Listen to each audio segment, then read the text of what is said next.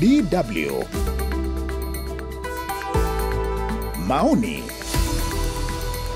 Takriban watu 80,000 waliokimbia mzozo mashariki mwa Jamhuri ya Kidemokrasia ya Kongo wamepata hifadhi katika nchi jirani.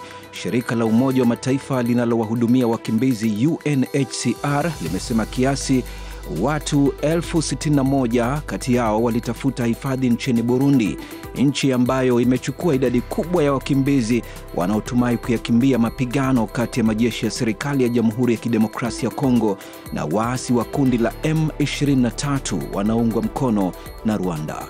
Waasi hao wameyateka maeneo ya ardhi yenye madini mashariki mwa Kongo katika miezi ya hivi karibuni, wakiwalazimisha maelfu kwa maelfu ya watu kuyakimbia makazi yao na hivyo kusababisha mojawapo ya mgogoro mkubwa na mbaya kabisa wa kibinadamu duniani. Shirika la UNHCR limesema katika wiki 4 zilizopita raia 414,000 wa Kongo wamekuwa mbioni katika majimbo ya Kivu Kaskazini na Kivu Kusini baada ya waasi wa M23 kuwaamuru watu katika makambi ya wakimbizi wa ndani warejee katika miji yao. Katika kipindi chetu cha maoni mbele ya meza ya duara leo, tunajadili changamoto zinazolikabili jeshi la Kongo kiasi kwamba linakwama kuyakabili makundi ya waasi mashariki mwa nchi hiyo, hasa M23. Mezani leo tunaye Marcel Hamdun, mchambuzi wa siasa akiwa huko mjini Mwanza nchini Tanzania. Katika mji wa Johannesburg nchini Afrika Kusini tunaye Nixon Katembo, yeye ni mwandishi habari raia wa Kongo na mchambuzi wa siasa. Mjini Kampala, Uganda tunaye Kasim Kaira, mwandishi habari na mchambuzi wa siasa za eneo la Maziwa Makuu. Mwenyekiti hapa Bonn ni mimi Josephat Charo. Na tuanze moja kwa moja nawe Kasim Kaira hapo Kampala, Uganda. Kwanza kabisa tuangalie changamoto ambazo zinalikabili jeshi la Kongo. Unaona tatizo ni nini? Mbona mpaka sasa hivi hazijaonekana jitihada za wazi ambazo zimeleta tija katika kuwakabili hawa waasi wa kundi la M23? Nafikiria kuna sababu kama 3 ambazo naweza nikafikiria kwa haraka. Sababu ya kwanza ni kwamba jeshi la Kongo FARDC licha ya kuwa ni jeshi la taifa bado linakosa kidogo sura ya utaifa, na hiyo imelikumba na kuifanya vigumu kuweza kufanya operesheni kadhaa. Maeneo ambapo makamanda fulani wameweza kutuma maeneo kwenda kuwakilisha jeshi katika maeneo hayo na kukataa kwenda katika maeneo hayo, wengine kupewa transfer, yani kuhamishwa kikazi, na kukataa kutoka maeneo ambako waliko na kuelekea kwingine. Brigade fulani ama battalion fulani inapoletwa katika eneo moja na imehamishwa kutoka mathalan ambayo imekuwa kama kusini mwa Kivu na kupelekwa kaskazini mwa Kivu, unakuta vitendo vinavyotendwa na jeshi la taifa ambalo lingekuwa linawalinda raia wa kawaida na wanakongo, unakuta ni kinyume kabisa labda na kile ambacho nilikuwa natarajia kwenye jeshi la taifa. Kumekuwa na mapendekezo kadhaa ya kujaribu kuunda jeshi la taifa ambalo lingekuwa na sura ya kitaifa. Kitu cha pili ni kwamba kumekosa discipline, adabu ndani ya jeshi. Jeshi lolote linakokaa linakuwa na sera na tamaduni ambazo zinaweka vikwazo vikali kwa wale ambao wanakutwa na hatia mathalan ya kuwaumiza raia katika utendaji kazi wake. Unakuta ndani ya Kongo mara kadhaa utakuta unapata uzito wa kuweza kutofautisha makundi ya waasi na majeshi ya taifa. Unakuta jeshi la taifa linapofika eneo linapoumiza watu, unakuta ni tofauti ndogo na waasi wanapoingia kwenye mji, uporaji, unyanyasaji wa watu na kadhalika. Na hiyo inatokana na kutokuwa na discipline ama tabia ama desturi kali ambayo ingechukua hatua kali kwa wale ambao wanakuta na hatia katika njia kama hizo. Kitu cha 3 labda ni ukosefu wa motisha. Morali imekosa kwenye jeshi, na jeshi linapokosa morali unakuta kitu cha kupigania, nguvu za kuweza kujitolea kupigana, kwa sababu Kongo haina uhaba wa fedha, Kongo haina uhaba wa silaha kusema kwamba wale wameleta silaha ambazo hawawezi kupata. Kwa miaka kadhaa Korea Kaskazini ndio imekuwa inafunza majeshi ya Kongo, na hapo katikati wakaja kuingiza mataifa mengine kama 2 matatu ambayo yamehusika na mafunzo kwa jeshi la taifa, lakini unakuta kidogo kunakosa ile motisha ya kuweza kupigana. Usishangae unakuta wanajeshi wanatupa silaha na kujikimbilia, wakati labda anaweza kuweka vita ama kuweza kutoa vita vikali dhidi ya upinzani wao. Tunakuta kidogo kuna hicho kitu cha ukosefu wa motisha, na hicho kimekuwa kikubwa. Nafikiria hizo sababu tatu kwa upande wangu naona ndio zimechangia pakubwa kuonyesha labda msimamo wa jeshi la Kongo tunapoliona kwa wakati huu. Haya, asante sana Kasim.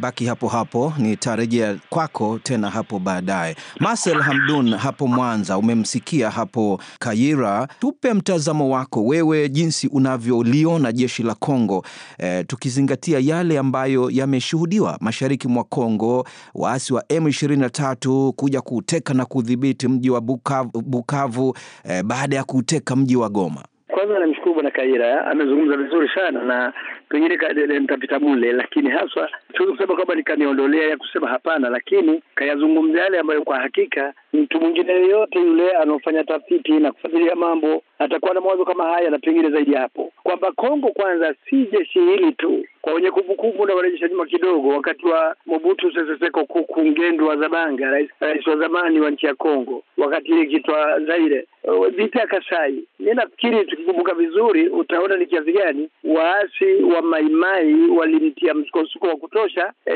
Mobutu pamoja na watu waliokuwa nao wanajeshi wengi na makomando wa Kamanyola, lakini walitolewa jasho sana na mabwana Maimai na makundi mengine. Maana Kongo sikana kwamba ni leo tumekuwa na vikundi vya wabeba silaha, hapana, ni siku nyingi. Lakini kumbuka vizuri vile vile vita ya Mulele ikiongozwa na Jenerali Mbumba wa Mbumba ilivyoilitia mshindo jeshi la Kongo na kuwafanya askari wa Kongo wakimbie hovyo kama wanavyokimbia sasa huko Goma na Uvira na sehemu nyinginezo, na hata Mobutu kwenda kujenga mahala pake pa kuishi ikulu nyingine kwa Badoliti haikutokana tu na kwamba labda ni kupenda fahari peke yake, hapana, pamoja na kwamba ikulu yenyewe ilikuwa ya kifahari, lakini ilikuwa ni kwa ajili ya kujilinda, akitumia jeshi lake la askari 5,000 makomando wa Kamanyola kulinda eneo lake, akiamini kwamba ndio wenye uwezo, lakini hawakuwa na uwezo mwingine wa kufanya kitu kingine zaidi, kwa sababu inajulikana walivyokuwa watu wa Kongo, na watu wengine wakiwatuhumu kwamba Kongo upande mmoja kabeba silaha bunduki, upande wa pili kabeba gitaa. Kwa hiyo ni jeshi la starehe na kunywa primus na kadhalika. Lakini kuna sababu nyingine kubwa ambayo inaiona kwa sasa.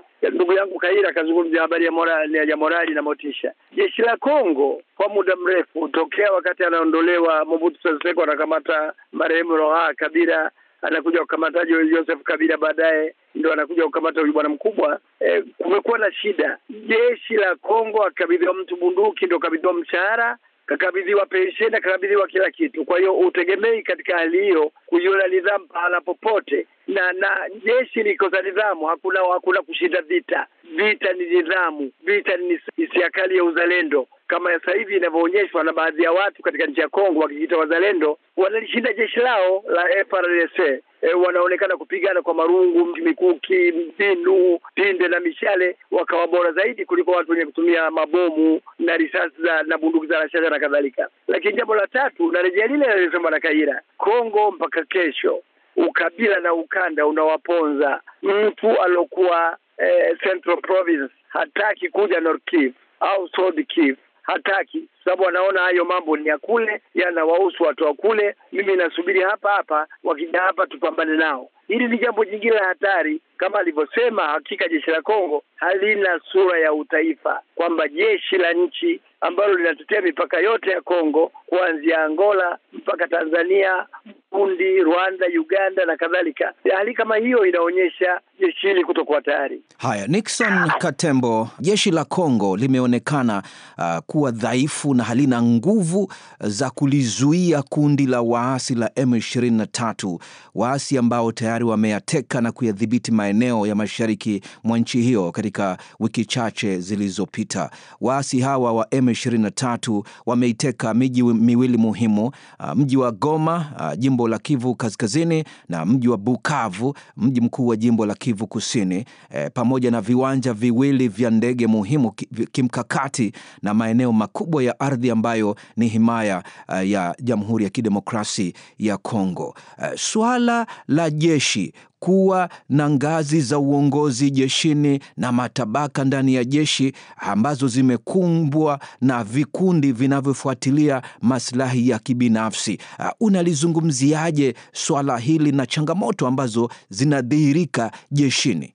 Lazima tuweze kusema kweli, ni kwamba kweli kama walivyo wachangiaji wenzangu walivyosema, jeshi la Kongo lina matatizo makubwa, na matatizo haya yanajulikana kutokana na sababu mojawapo ambazo mwenzangu Kaira amezitoa, lakini kuna pia sababu za msingi ambazo zinatokana haswa na swala la uongozi wa nchi, pamoja na swala la utaifa na swala la uzalendo. Huo na upande mmoja. Upande wa pili ni historia ya Kongo yenyewe, kwamba wakoloni walipoingia pale walijenga jeshi ambalo lilikuwa linalinda maslahi yao binafsi wala si maslahi ya taifa la Kongo kwa ujumla. Alipokuja Mobutu alijenga jeshi binafsi. Kumbuka kulikuwa lile linatajwa kuwa DSP pamoja na wale makomando wa Beret Rouge kama wanavyojulikana, ambao walikuwa wanajenga tu kwa ajili ya maslahi ya nchi wala si jeshi la kujenga ulinzi wa taifa. Jambo la tatu limekuwa swala la uasi ambao umeibuka nchini Kongo tangu mwaka 1996 hadi kufikia sasa alipoingia mzee hayati Laurent Kabila, kwamba jeshi hilo angalau kidogo lilokuwepo na msingi yake pamoja na taasisi za taifa lilibomolewa na kukawa jeshi mpya, jeshi ambalo liliundwa kwa msingi ya tabaka mbalimbali pamoja na makabila mbalimbali, pia tuseme kutoka maeneo mbalimbali ya nchi, kwa mfano kaskazini, mashariki pamoja na kusini, kutokana na vikundi mbalimbali vya wasi ambao walijumuisha katika mazungumzo yale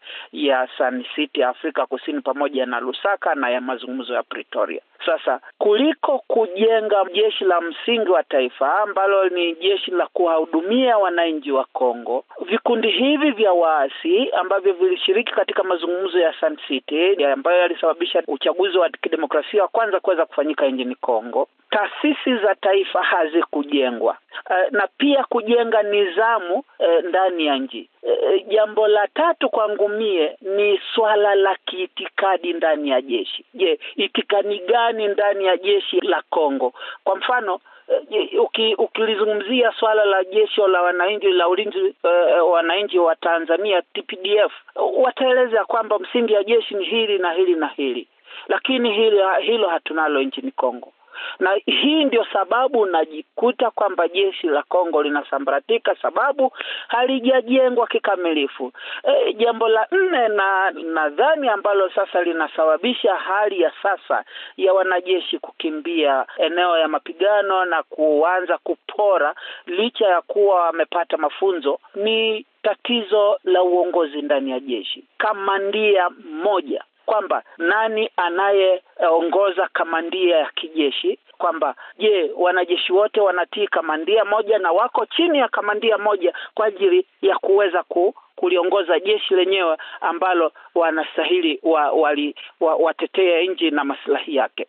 Nije kwako Kasim Kaira. Rais wa Kongo Felix Tshisekedi amefanya juhudi za kuliimarisha jeshi lake katika jitihada za kutaka kuwachakaza hawa waasi wa M23 na wapiganaji wengine ambao wanaendesha shughuli zao mashariki mwa Kongo. Lakini juhudi hizo zimesambaratika baada ya waasi wa M23 kusonga mbele, hali inayomwacha Rais Tshisekedi akiwa ametengwa zaidi na uungwaji wake mkono nchini mwake ukiwa umeyeyuka, mazungumzo ya kutafuta amani na nchi za kanda yakikwama na msaada wa kimataifa ukikosekana. Ametaja hapo Nixon Katembo kwamba hata wakoloni walipokuwa wanaunda jeshi hawakuunda kwa lengo la maslahi ya kulilinda taifa, bali walikuwa wanataka tu kuyalinda maslahi yao. Unaona kwamba marais wa Kongo wamekuwa wakihakikisha kwamba jeshi linaendelea kubaki kuwa dhaifu kwa hofu kwamba pengine kunaweza kutokea mapinduzi?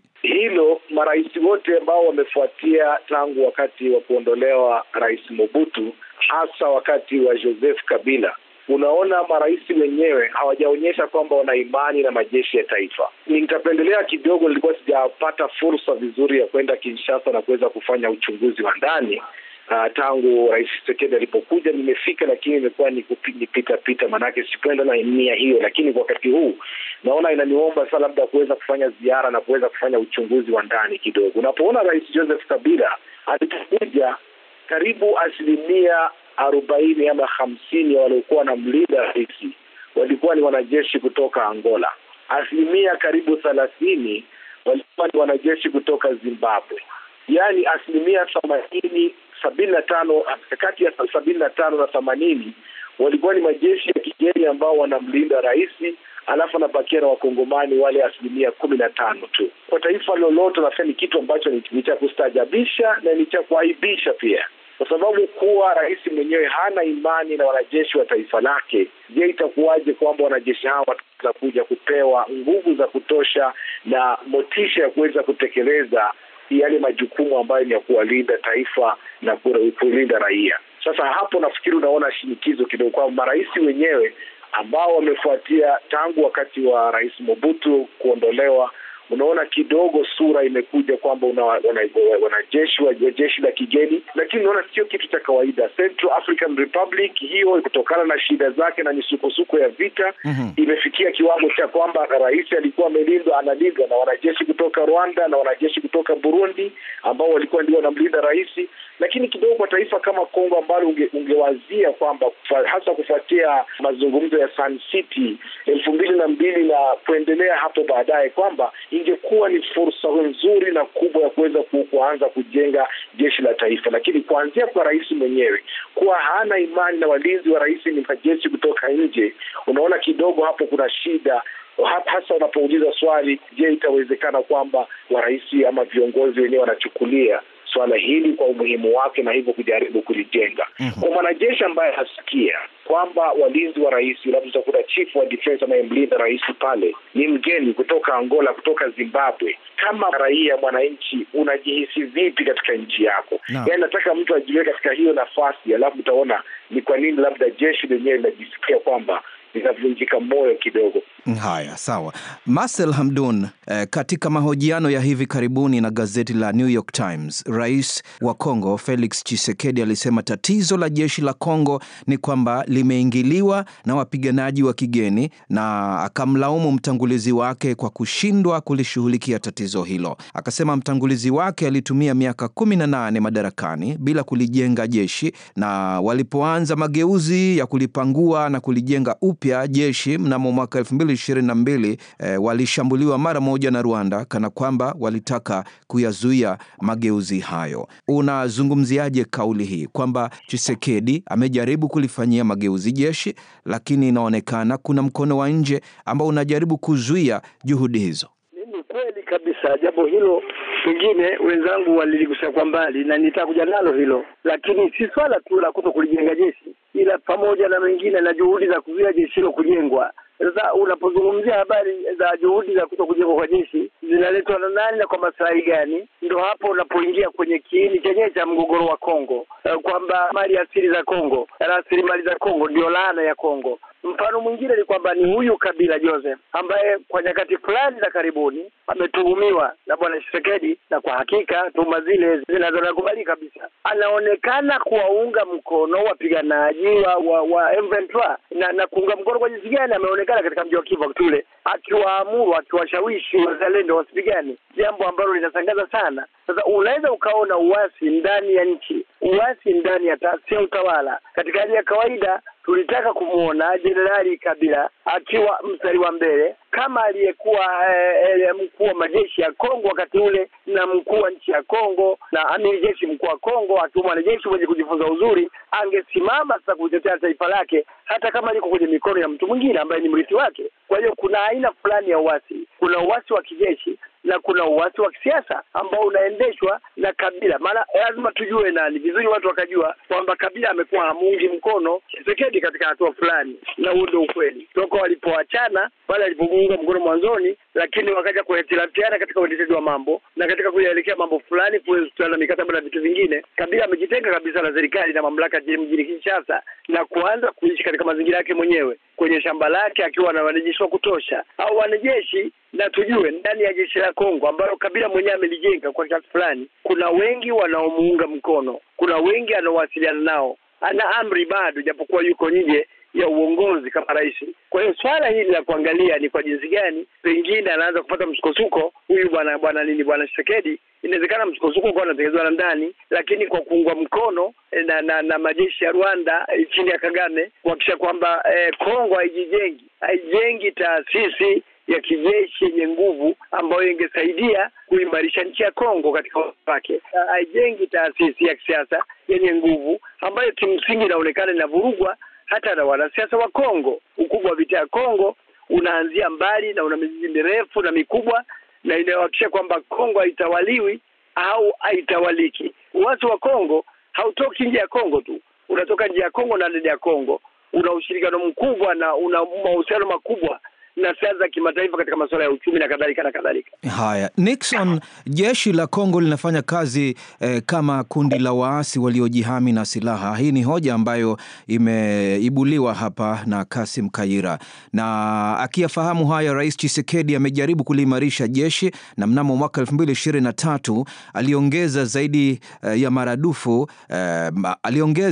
ya maradufu bajeti ya jeshi kutoka dola milioni 371 hadi dola milioni 761, kupitiliza kabisa bajeti ya Rwanda ya dola milioni 171, ingawa nchi zote mbili kwa majumuisho zilivuka kidogo tu kima cha 1% cha pato jumla la kitaifa. Baadhi ya fedha hizo zilitumika kununulia silaha nzuri zaidi za kisasa, na hivi karibuni Kongo ilinunua droni za kufanyia mashambulizi kutoka China pamoja na ndege za ufuatiliaji na kufanyia mashambulizi kutoka kwa kampuni ya ulinzi ya Afrika Kusini. Pia Kongo ilitumia dola milioni 200 kwa kikosi cha kikanda ambacho kiliwajumuisha wanajeshi kutoka ukanda wa kusini mwa Afrika. Juhudi hizi zinafanyika, lakini inavyoonekana safari bado ni ndefu, na kuongeza uwezo wa jeshi inaonekana pia si jambo linaloweza kutokea usiku kucha. Nixon.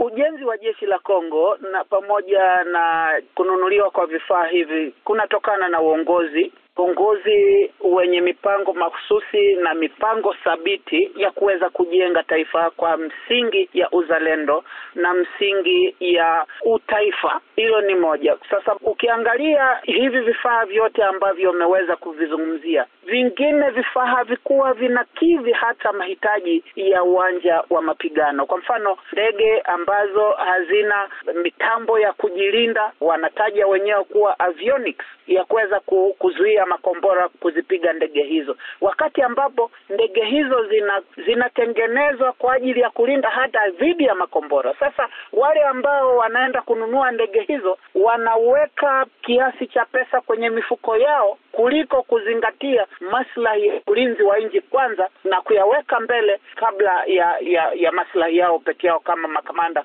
ambao wanahusika na ununuzi wa vifaa hivi. Umezungumzia drone zenyewe, kuna namna ya kuzinunua na kuzitengeneza zikawa zinajilinda dhidi ya mitambo ya kuzizuia zisiruke angani, lakini drone za Kongo zilizuiliwa na kwa mujibu wa Umoja wa Mataifa na jeshi la Rwanda kuweza kuruka hata angani kuwashambulia wazi. Sasa hiyo ni swala la ukosefu wa uongozi ndani ya jeshi, na si ndani ya jeshi kwanza, uongozi ndani ya nchi, kwamba lazima uongozi ndani ya nchi ufikiriwe upya, kujengwe na mila ama mtazamo mpya wa uongozi ambao unafikiria taifa kwanza na uzalendo kwanza, na msingi ya nchi, taasisi za nchi zijengwe upya kwa ajili ya kuhakikisha kwamba taifa linajengwa na Kongo linajengwa upya kwa ajili ya manufaa ya wananchi wa taifa hilo. Hilo likikosekana, hata Kongo jeshi lake linunuliwe vifaa vya bilioni 20, ikiwa hakuna mafunzo ya kutosha, ikiwa hakuna uongozi ambao una maono kwa ajili ya ujenzi wa nchi, ikiwa hakuna taasisi za taifa ambazo zinaangalia namna gani, je, kunaweza kukafanyika uchunguzi ikiwa makamanda wameweza kudanganya idara ya fedha ndani ya Kongo kwamba tumenunua vifaa vya milioni 1, mathalan wamenunua vifaa vya bilioni 10, wakaja kudanganya sasa hizi pesa nyingine ziishie kwenye mfuko yao. Sasa hilo ndilo tatizo kubwa ambalo mimi naliona kwamba Kongo haina uongozi wenye moyo wa uzalendo. Kongo haina uongozi ambao unataka kujenga utaifa na kuhakikisha kwamba maslahi ya baadaye ya nchi inazidi hata maslahi binafsi ya viongozi walioko madarakani. Sasa ni jeshi gani alilolijenga Kabila? Ni jeshi gani alilolijenga Tshisekedi kwa misingi hii ambayo haina moyo wa uzalendo na moyo wa kuweza kujenga umoja ndani ya taifa na kufikiria azma baadaye ya ulinzi wa taifa pamoja na maslahi yake? Haya, kwenye karatasi naja kwako Kasim Kayira. Kongo inaonekana ipo katika nafasi nzuri ya kukabiliana na vitisho kutoka kwa nchi ndogo jirani yake. Wataalamu wanakadiria ina vikosi kati ya 100,000 na 200,000 zaidi hata kuliko Rwanda au M23. Lakini jeshi la Kongo kwa muda mrefu limefahamika kwamba ni dhaifu. Kipi kifanyike katika jitihada za kuliimarisha jeshi hili la Kongo? Kifupi. Nafikiri mwanzo kabisa ningesema labda kufuta jeshi lote na kuanza upya. Lakini hiyo ina hatari yake kwamba katikati ya vita na makundi ya sungusungu tofauti, hilo huenda likawa na athari kubwa. Lakini ingekuwepo njia ambayo ni kitu ambacho sio mara ya kwanza kinakuja, kimetajwa kama nilivyosema tangu mwaka 2005, 2006, 2007. Kumetokea ripoti tofauti zinazozungumzia security sector reform, ambayo imekuwa kuna wanajeshi ambao kutokana na tabia zao, kutokana na uwezo wao, hawafai kuwa ndani ya jeshi. Manake ni kuanzisha, kuandika na kuweka jeshi jipya, alafu na kuweka joint command. Kwa sababu unapokuwa ndani ya jeshi ambapo una gendarmerie ama polisi ambayo ina njia zake, ina mienendo yake, ina desturi zake, ina njia za utendaji kazi ambayo ni tofauti kabisa na jeshi. Alafu ndani ya jeshi huko na military intelligence, yani kitengo cha ujasusi ambacho ni kama kinagongana. Kuna vitengo karibu 3 vya ujasusi ndani ya jeshi ambavyo vinagongana mara kwa mara. Lazima ujaribu uweke joint command, kuweka kamanda ambayo itakuwa ina mstari mmoja. Majeshi kwenda kama Bwana Nixon aliposema, kwenda kupata mafunzo mataifa tofauti ni kama wachezaji. Utakuwa na wachezaji wa taifa lakini wanachezea nchi tofauti. Inapokaribia wakati wa kwenda kwenye mechi ya kimataifa ambayo wanaenda kukutana na timu za kutoka kwingine, timu yenyewe unaona kwamba wataingia kwenye residential, wanaanza kufanya mazoezi ya pamoja na kwa hivyo kukutanisha taktiki ambazo zitatumiwa katika kazi yenyewe. Lakini hapa Kongo unaona kidogo wanajeshi wanaletwa, wanarushwa na kuwekwa kwa haraka kabisa ndani ya vita bila hata maandalizi ya kutosha. Manake itakuwepo umuhimu wa kuweka command structure ambayo itawezesha sasa kuanza kujenga jeshi la taifa. Pili ni kuangalia pia katika njia ya kujenga taifa hili, lazima sasa recruitment, uandikishaji wa watakaokuwa ndani ya jeshi kufanywa kwa njia ya kitaifa, ambapo maeneo tofauti watu wanatolewa wito halafu na kuanza kujiandikisha. Wanapoingizwa kwenye jeshi, mafunzo yanavyofanywa, watu kulazimishwa sasa kuanza, kama nilivyosema, kuna makamanda kadhaa ambapo oda imekuja kumwamuru kutoka eneo fulani atoke kama Occidental, Katanga, apeleke kama Makivu ama apeleke Kinshasa. Kinshasa huenda akakimbilia kuchukua nafasi kwa sababu itakuwa inampeleka mji mkuu, lakini wengi unakuta wanakataa kupelekwa kuhama. Ni lini mwanajeshi amekataa kufuata kinachoitwa lawful order ama lawful command ndani ya jeshi? Hii ni hatia kubwa kabisa ambayo ina adhabu ya kiwango cha juu. Na kwa hivyo ni lazima sasa labda recruitment, usajilishaji, uandikishaji wa wale ambao wataingia kwenye jeshi la taifa ufanye kwa njia ya taifa zima. Manake huenda isifanye mara moja, wanaenda wanafanya maeneo tofauti, majimbo tofauti kutokana na ukubwa wa Kongo, lakini ifanyike kitaifa, na hawa majeshi sasa ndio unaanza kuandikisha na kufunza, kufanya ukufunzi wa jeshi la kitaifa. Pale wanapofanya kitu wanachoita mixage. Mixage ni pale wanapochukua wanajeshi ambao walikuwa na wapiganaji ndani ya waasi, wanaingizwa kwenye jeshi la taifa. unakuta hakukufanywa hata kampeni ya kutosha ya kuweza kwanza kuwakubalisha hawa waasi kusikia zile sera za jeshi la taifa. Sera zenyewe za utaifa za jeshi hazipo, lakini unakuta wanaletwa kutoka katika kundi la waasi. Wanaposema tunaweka silaha chini, mamaimai kila siku wanakuja wanaingizwa ndani ya jeshi. Mtu ambaye amekuja anajiita general, pale anakuja na anapanda na daraja lake, anakuja bado ni general, na kwenda kuangalia, unaangalia uzoefu wake kivita na kadhalika, hauambatani na cheo hicho. Sasa katika kujenga jeshi la taifa lazima kwanza vitu hivi viangaliwe. Njia moja ni ya kisiasa, kuangalia unaweza ukataka usitishe uasi, lakini uangalie pia, je, daraja hilo linafaa kweli katika cheo ambacho mtu amepewa? Nafikiri hilo ni muhimu sana, wapunguze hiki kukimbilia kuchukua waasi na kuweka ndani ya jeshi ya taifa bila kuanza kuweka mikakati ya kutosha ya kuweza kuambatana na sera za siasa za serikali. Marcel Hamdun, chanzo cha udhaifu wa Kongo kina mizizi iliyokwenda ndani. Iliwachwa na taasisi dhaifu na maendeleo madogo baada ya miongo kadhaa ya ukoloni wa Ubelgiji.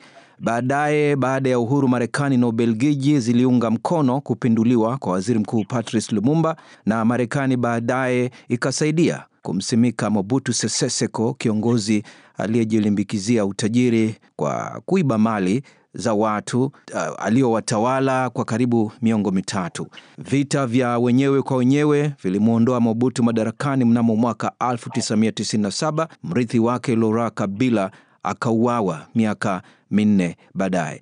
Unaona, ipo ari ya nchi za nje, dola kubwa za kimataifa, kuliimarisha jeshi la Kongo ili kuweza kuleta utulivu na amani na usalama katika taifa hilo.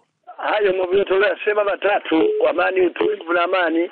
Amani, utulivu wa kisiasa katika nchi ya Kongo ndio miongoni mwa mambo yasiyotakikana kabisa. Yaani hayamo katika vile vitabu vya kutengeneza murwa wa uchumi na siasa na ushawishi wa mataifa ya magharibi katika nchi ya Kongo. Haiwezekani kabisa, na nafikiri nia yao ni kuziona Kongo nyingi sana katika Afrika. Mataifa makubwa ya Algeria, Sudani na Kongo, tumeona vita ya Fisi kule Algeria ilivyoacha kina Bouteflika wakiwa hoi bin tabani baada ya mwanzoni kuondoa viongozi walokuwa wamepigania uhuru wa Algeria kina Ahmed Ben Bella. Lakini tumeiona Sudani ya Jafar Eire Numeiro ikiingia kwenye mgogoro mkubwa sasa, mkubwa mno, ambao unaitenga sasa, inapatikana Sudani ya Kusini. Na sasa hivi jitihada zilizopo, Bwana Dagaro na Jenerali Burhan wanapambana vile vile, huenda tukapata Sudani nyingine 2, zikawepo Sudani 3. Lakini tunaiangalia nchi ya Kongo sasa, na nimeleta jambo hili ni watu watanabahi waone hasa kinachoendelea, kwamba si jambo la bahati mbaya. Kongo ambayo ni kubwa mno, sasa kuna makundi yanadai kwamba eneo la Kivu kaskazini na kusini yapate utawala wa ndani, na huo ndio mwanzo wa kujitenga, na watajitenga wengine waliokuwa upande wa kaskazini ya Kongo, kaskazini magharibi, na watajitenga wengine waliokuwa kusini watajitenga, na katikati ya Kongo na itajitenga. Kwa hiyo tunaweza kupata mataifa kama 3-4 ndani ya Kongo moja. Tunaweza kupata mataifa 3-4 ndani ya Sudani moja. Algeria wamevuka vikwazo, lakini hawajavuka kabisa. Bado kuna kizungumkuti. Hapa nazungumzia mataifa makubwa katika Afrika ambayo yanagawanyika. Nigeria iliponyoka wakati wa vita vya Odumego Ojukwu, Kanali Ojukwu akitaka kuitenga eneo la kusini na kaskazini.